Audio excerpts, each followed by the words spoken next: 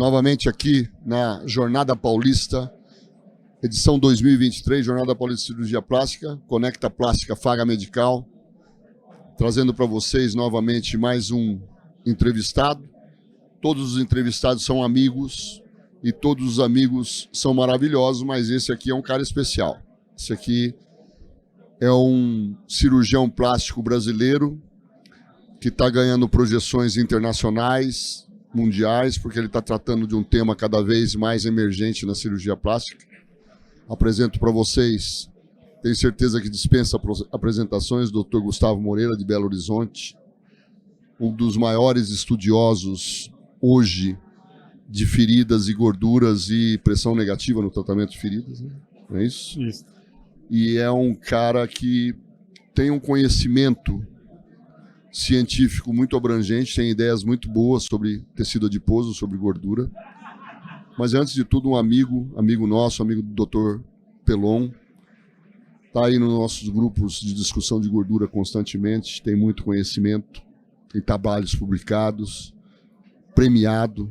Gustavo, muito obrigado por estar aqui conosco. Para mim é uma honra imensa receber você. Você sabe que a despeito de a gente estar longe, a gente sempre que pode conversa alguma coisa, temos projetos em comum que eu estou demorando para te entregar, mas vou entregar. Muito obrigado por estar aqui, muito obrigado por essa participação, muito obrigado por você nos ajudar a desenvolver a cirurgia plástica brasileira naquilo que diz respeito ao tecido adiposo. Sei que é uma paixão sua. Fique com a palavra. Eu tenho uma pergunta para fazer para você, muito importante. E queria que você respondesse à luz do seu conhecimento. A gordura é mesmo o que todo mundo fala? Ou ela é menos do que falam? Ou ainda a gente não sabe exatamente tudo o que ela é capaz de fazer? Então, primeiramente, Baixi, eu queria agradecer as palavras gentis aí de sempre do amigo. É um prazer estar aqui com você. E cada vez mais, né, que a gente evolui aí, eu vejo a sua evolução também, parabenizo a sua grande empreendimento e o seu sucesso. Então, a gordura, Baixi, você acho que também nasceu nesse meio, né, da gordura. Sim. Eu acho que é um pouco de tudo que você falou. A gente está começando, é uma inovação do milênio, na verdade, ela foi redescoberta, né? Porque desde o século XIX já se tentava enxerto de gordura, mas o sucesso era pouco. Nos anos século XX até desacreditaram dela. Os trabalhos de 1950, 1960, com absorção de grande quantidade e esteatonecrose. E aí, depois que a lipoaspiração realmente apareceu, isso foi Lu, né? Então tem 50 anos, aí, de 1980 para 40 e poucos anos, né? Redescobriu-se uma maneira diferente da extração da gordura, aquela gordura mais granulada, e com cânulas. Então esse meio de extração acabou sendo também agora um meio de enxerto, e a gente também enxerta com cânula, e antes não se fazia isso. E isso, surpreendentemente, começou a dar mais volume, começou a ter menos absorção, aí começaram a estudar isso aí, quer dizer, da prática clínica voltou-se para a bancada. Tudo em gordura foi assim, meio caminho inverso, né? E aí, paralelamente a isso, descobriu-se outra coisa fantástica, que a gordura também hoje é a maior fonte de células mesenquimais. Então, além do domínio técnico do material da depósito maduro para fins de volumetria e de contorno corporal, aumento mamário, aumento de glúteos, aumento de face, rejuvenescimento de pálpebras, descobriu-se que a gordura são as células mesenquimais hoje, um dos tecidos de maior regeneração. Isso foi paralelo, isso foi nos anos 2000, trabalhos dos asiáticos, Zucchi descobriu, antes era só cordão umbilical e medula óssea. Então, com isso, a gordura ganhou uma evidência gigante no milênio, no século XXI. Você pode puxar os trabalhos aí, tudo aconteceu de 2000 para cá. E, recentemente, além das aplicações de estéticas, desde sempre, na cirurgia plástica foi o motivador inicial de tudo, né? E a gente é o profissional que mais mexe com a gordura, então acho que foi natural que isso tivesse acontecido no berço da cirurgia plástica.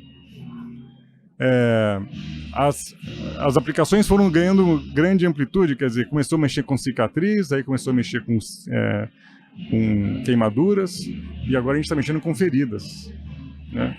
E as revisões da literatura, as revisões sistemáticas de 2020, 2019, 2022, quer dizer, em feridas é mais atual ainda.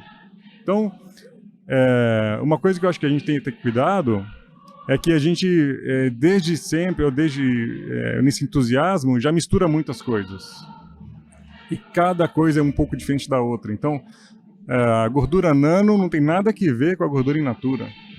A gordura micro não tem nada a ver com a gordura macro, como dizer, a gente tenta colocar os métodos, né? Fração vascular estromal não tem nada a ver. Então, mal se conhece o básico de uma gordura in natura e vários outros métodos já surgem e meio que estão aí em voga, e a gente tem por tendência, às vezes, a misturar os métodos, aplicá-los da mesma maneira, sem uma indicação muito precisa. Então, a gente ainda não consegue fazer nenhum tipo de estudo comparativo. O que é melhor para o quê? Não se tem. Algumas coisas, lógico, né? Já teve uma curva de aprendizado. Mas ainda falta muito que caminhar. Falta muito. Né? A gente ainda está engatinhando numa grande... descobrimos, assim, né? Redescobrimos, né?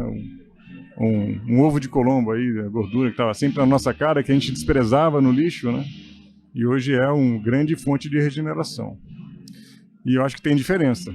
Em feridas, particularmente, que é uma área que eu estudo mais, a nanofat não tem a mesma aplicação que a gordura in natura. A fotoestimulação é outro caminho. A pressão negativa é outro caminho. A gente também não sabe até que ponto a gente vai caminhar com a pressão negativa ou não. Até que ponto a gente vai caminhar com a gordura in natura, igual o Pelon coloca. E até que ponto a fotoestimulada vai caminhar, ou onde que cada qual vai ser mais eficiente. Então a gente tem nessa ânsia de conhecimento, né? De querer já resolver e já dizer, olha, é isso. Isso eu acho que ainda depende de muito estudo. Essa alvorada, né, do conhecimento da gordura, na verdade, essa alvorada ela vem carregada de muita ansiedade, muito desejo de aplicação imediata. Inserido nesse contexto que você está traçando agora, né, nessa ideia de que cada tipo de preparo, ou tipo de coleta de gordura ou abordagem do tecido adiposo terá sua indicação ao longo do tempo melhor delineado, ele tem essa ideia que você está trazendo, ele tem dentro da indústria de equipamentos e de produtos médicos uma vertente de possibilidade comercial muito grande, né? E nós somos, na Faga Medical, nós somos produtores de produto médico, etc., e a gente sempre tomou muito cuidado para não oferecer um produto fundamentado somente numa premissa, né? Embora os estudos sejam escassos, né? E o assunto começou realmente depois de verdade, depois de 2010, né? Algumas questões para nós já são mais claras, né? Você tem um método de tratamento de ferida que mostra claramente, através dos seus resultados, que esse método é eficiente. Através do seu trabalho, você já provou que é um método eficaz, eficiente para tratamento. E o interessante é que o único dispositivo agregado a esse método tecnológico é o dispositivo de pressão negativa. Até que ponto a pressão negativa influi, interfere nessa proliferação celular positiva que você tem com o tecido adiposo? Parece que você ainda está tentando encontrar um denominador comum. Sim. Mas uma coisa é fato, né? Nós temos dois cenários importantes. Um tratamento exclusivo com pressão negativa, ele surte um resultado ao longo do tempo, determinado exclusivamente utilizando pressão negativa, e quando agregado da maneira como você prepara e quando adicionado gordura na ferida, ele tem uma evolução não totalmente diferente, mas muito mais satisfatória. E o único elemento que mudou aí foi a gordura. Então a gente já pode aferir imediatamente que a gordura, ela realmente, minimamente, tem um efeito de diferencial nesse tratamento quando se aplica um tipo de tecnologia. Eu estou errado em afirmar para você que você já estabeleceu que a gordura realmente está se comprovando como, diríamos assim, não não objetivamente, não claramente, mas isoladamente só, objetiva nem claramente delineando isso, mas que a gordura ela é fundamental nesse processo que você está traçando ao longo do tempo para estabelecer um tratamento realmente condicionante de melhorias e de melhora numa ferida. A gordura ela é parte fundamental nisso? Olha, Bashir, eu acho que o pouco que eu já vivi nessa linha de pesquisa e que eu já vi, e os outros colegas também, a gordura veio para ficar. Ela é uma nova ferramenta, não tem volta. É um conhecimento que se abriu, né? E uma coisa que, como você falou, que eu já posso dizer, é a pressão negativa sem a gordura funciona. Como já tem trabalhos até da Cochrane mostrando, né, com evidência. Mas o que a gente percebeu é que a pressão negativa com a gordura faz mais. Isso eu acho que é fato. E nós temos os achados clínicos, né? O que a gente não sabe é se realmente, até que ponto, comparando a gordura in natura e a gordura in natura com pressão negativa, a gordura fotoestimulada, quer dizer, o mecanismo está na gordura. Essa regeneração está na gordura.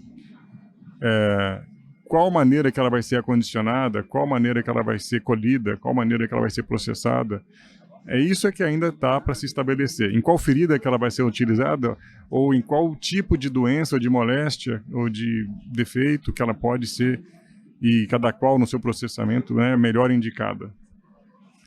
Então, os achados clínicos, o que antes se falava impossível, nossa, jamais colocaria gordura no osso exposto com metal exposto. Nem matriz dérmica acelular de heteróloga se coloca. E a gordura, de repente, consegue fazer alguma coisa e cicatrizar uma ferida desse tipo. Então, são achados clínicos que a gente mostra que tem coisas interessantes a serem descobertas, que a gente não tem exatamente descrito ipsis literis, né? Não tem exatamente a definição dos fenômenos todos que estão ali, mas que acontece, é uma realidade clínica, isso não tem dúvida. Que a gente conseguiu curar pessoas, curar feridas, salvar alguns membros que eram para amputação, né? Hoje qual que é a maior linha de aplicação sua em ferida crônica de que tipo? De que tipo de etiologia exatamente? Então, variada, traumática, vascular? Eu acho que assim, tem a questão estética, a gente cada vez mais faz um pouquinho ali de volumetria. Eu faço muito reconstrução de mama, então pele irradiada e mama completada com gordura, eu acho que também veio para ficar. Já também estabelecido que realmente melhora o tecido. É outra cirurgia, é outro resultado, né? A gente tem a tendência de usar até próteses menores, que é melhor para o músculo, com mais volumes de gordura enxertados, com mais naturalidade. Com resultados mais satisfatórios, etc. Né? E as feridas que até então eu busco tratar são feridas que outras clínicas ou outros colegas não realmente conseguiram resolver, foram refratárias aos tratamentos clínicos. Talvez seja a posição ideal de você começar uma linha de pesquisa, né? Você vê que, olha, tentou-se tudo e nada resolveu. E são feridas de trauma, basicamente agudas ou crônicas, mas de trauma, de etiologia traumática, perdas ou por oncológicas, perdas agudas de ablação de cânceres cutâneos, e a maioria dos casos são traumas, perdas traumáticas.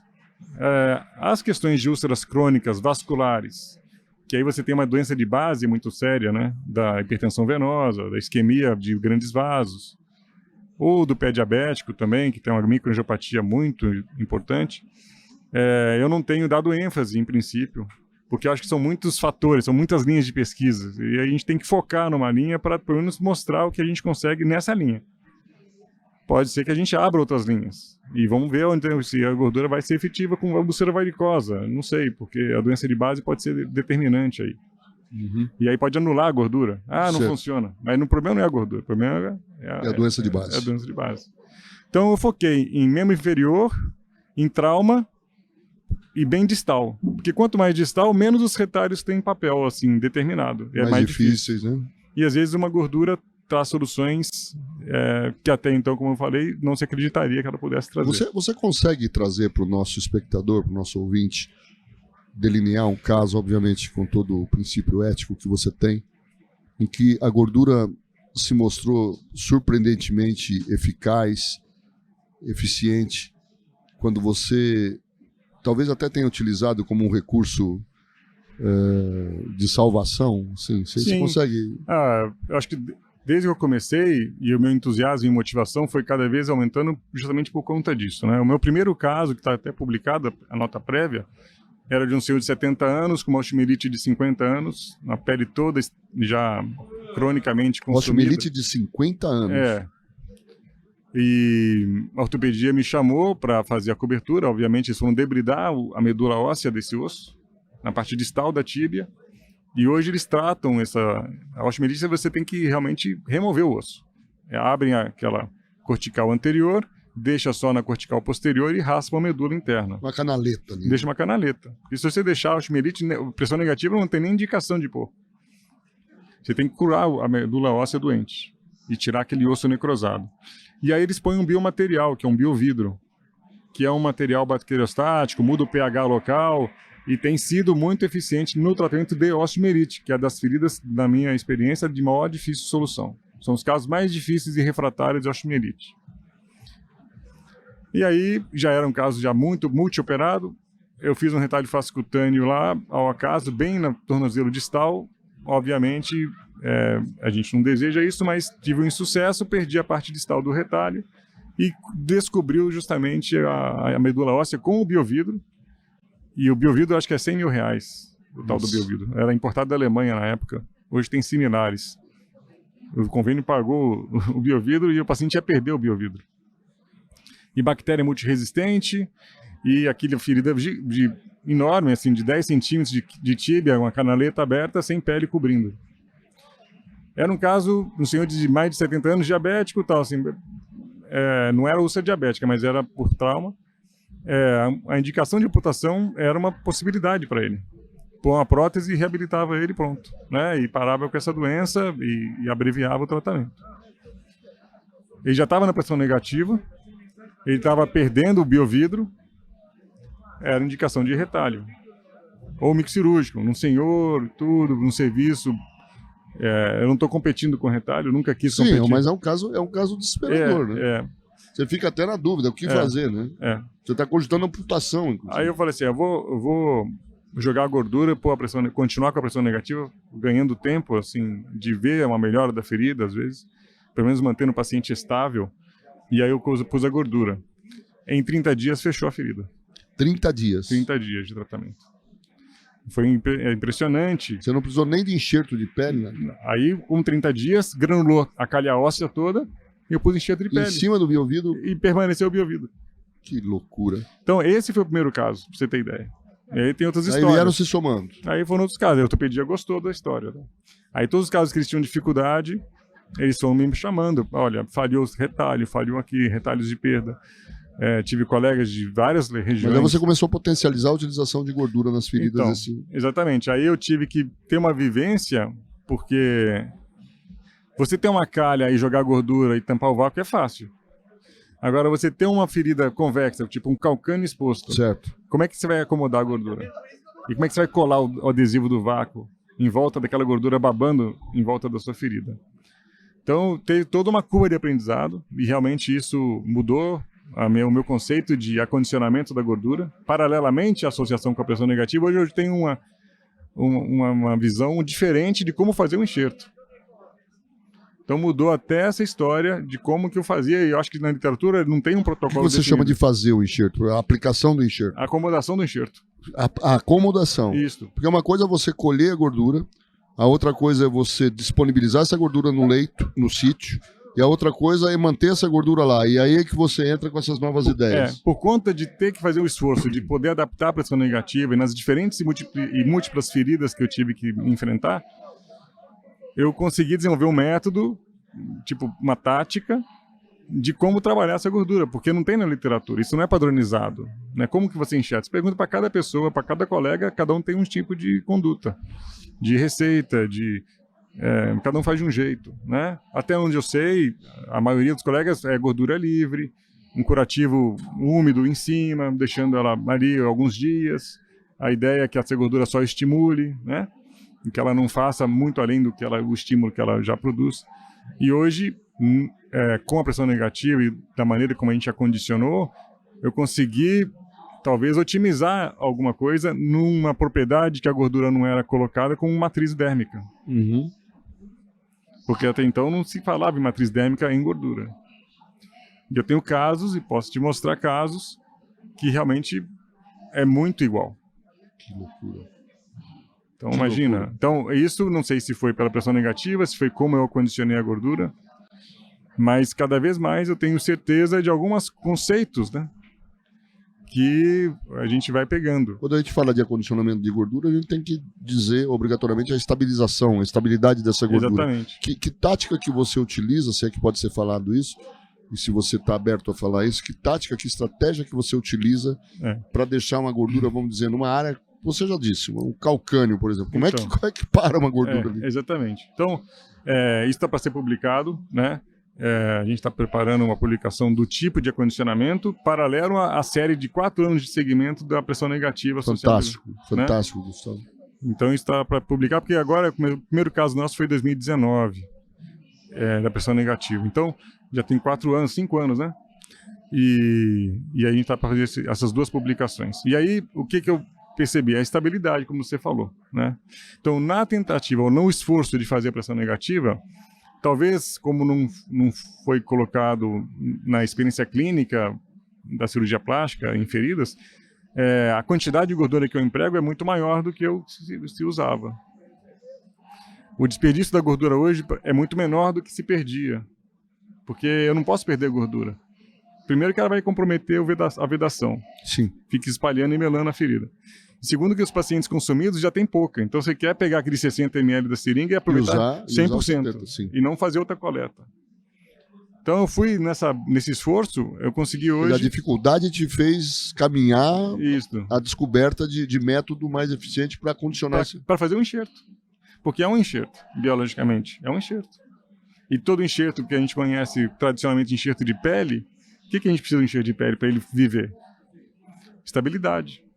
Estrutura, controle de infecção, tempo de integração. Então, todas essas propriedades têm que também valer para a gordura. E eu acho que a pressão negativa e a maneira do curativo que eu estou fazendo tem o tempo de integração, tem a quantidade, tem a estabilidade, tem a estrutura e tem o controle bacteriano.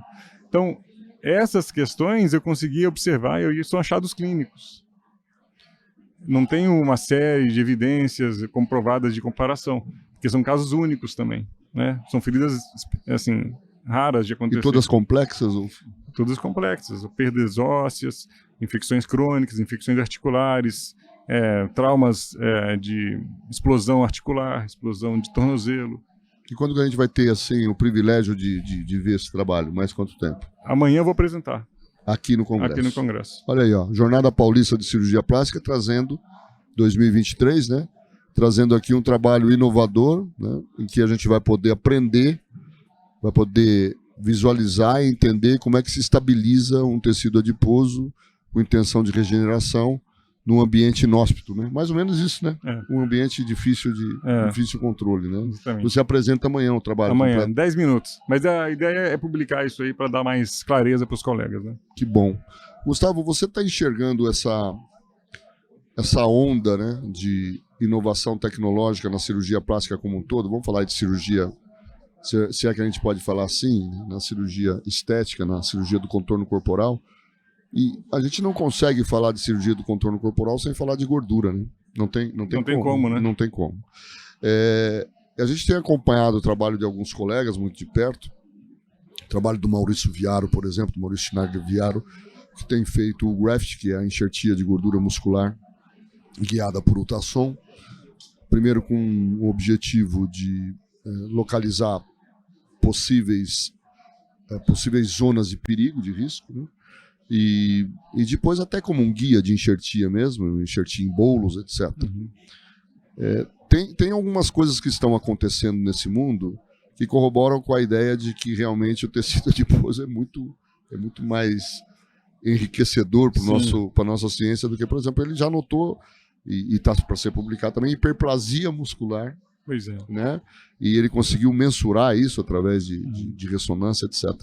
Você acredita que a cirurgia plástica, a despeito de ter um apelo estético, a cirurgia plástica como um todo, a cirurgia do contorno corporal, ela possa também trazer uma colaboração para essa, vamos dizer, ciência mais pura, mais raiz, assim, da cirurgia plástica reparadora? Você acha que a maneira como eles estão tratando a gordura hoje, nesse ambiente de cirurgia plástica do contorno corporal, é a maneira que você espera que seja tratada, ou você esperaria, talvez esperasse que tivesse uma abordagem um pouco mais científica dessa gordura, embora muitas técnicas estejam sendo divulgadas? Como é que você enxerga isso? Eu acho que a cirurgia plástica faz parte da medicina, né? A gente tem uma glamorização falsa, às vezes, de fazer só da banalização, talvez, que é só estética.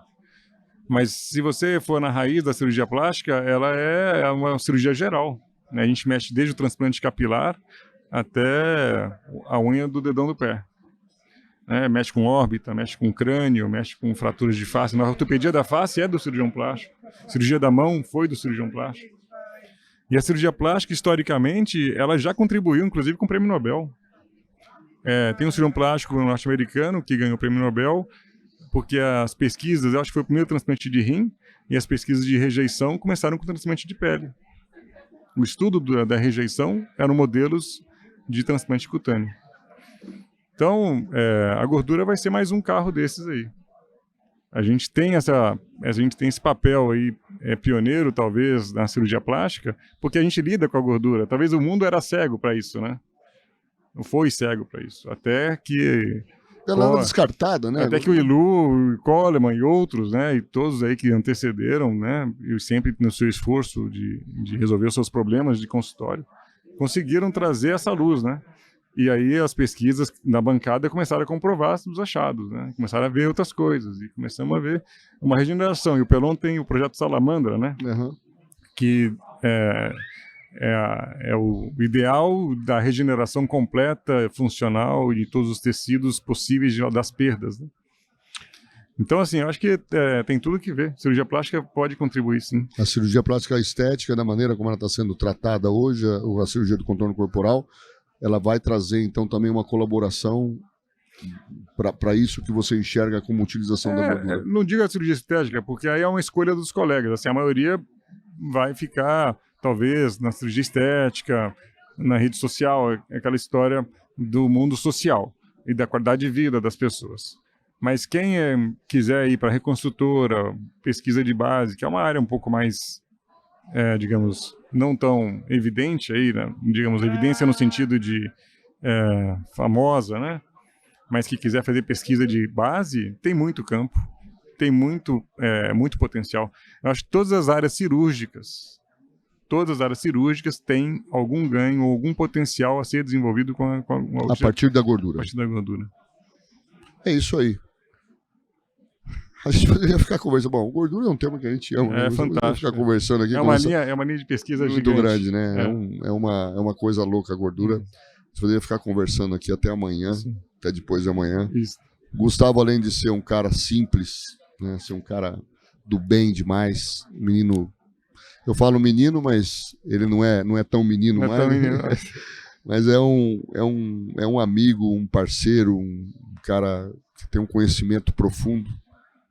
Eu tive a felicidade de me aproximar um pouco mais dele há uns 2 anos, mais ou menos. A gente ainda tem um contato que poderia ser muito maior, viu, Gustavo, do que mas a vida não permite, né? Eu ter me envolvido em tantos projetos que é difícil. Eu quero que você saiba que eu tenho por você, pessoalmente, um carinho muito grande por a gente compartilhar a mesma paixão, né? Mas eu tenho, acima de tudo, uma admiração, um respeito incondicional, porque você é um cara de uma postura ética muito, muito, muito, muito reta. Isso é muito bacana hoje em dia. É um cara de família, um cara que gosta de andar corretamente e ter evidências claras de que aquilo que você está fazendo realmente vai trazer benefício para a sociedade, para o ser humano. Então você trabalha com ética, trabalha com responsabilidade. Parabéns por ser assim. Obrigado. A cirurgia plástica brasileira deve muito a você. E eu tenho absoluta convicção, vai ser muito grata a você no futuro. Independente do cirurgião caminhar para um lado ou para o outro, ele vai saber que o seu trabalho que está sendo feito hoje foi a base, foi o alicerce de uma revolução na cirurgia do contorno corporal, na cirurgia da medicina regenerativa, no tratamento de feridas, na abordagem da gordura como um elemento de regeneração. Você faz parte dessa história já, com o trabalho que você já tem, com aquilo que você está fazendo. Muito obrigado pela oportunidade que você dá para mim, pessoalmente, de estar aqui no Conecta Plástica da Faga. Espero que você continue nesse caminho. Eu aqui de público vou dizer para você que o que eu te prometi eu vou entregar muito brevemente, Obrigado. já está no forno já. E você, acho que com isso talvez você até potencialize ainda mais as suas ideias. Parabéns, viu, Gustavo? Tenho um carinho e uma admiração incondicional por você. Obrigado, Bachir, pelas gentis palavras aí. É isso aí. Obrigado. Conecta Plástica, mais uma vez, aqui na Jornada Paulista. Acabamos a nossa entrevista com o maravilhoso Dr. Gustavo, esse cara que conhece tudo de gordura. Esperamos estar com você aqui o quanto antes, no próximo capítulo, no próximo episódio, trazendo mais um entrevistado especial. Um grande abraço, Conecta Plástica com vocês. Beijo.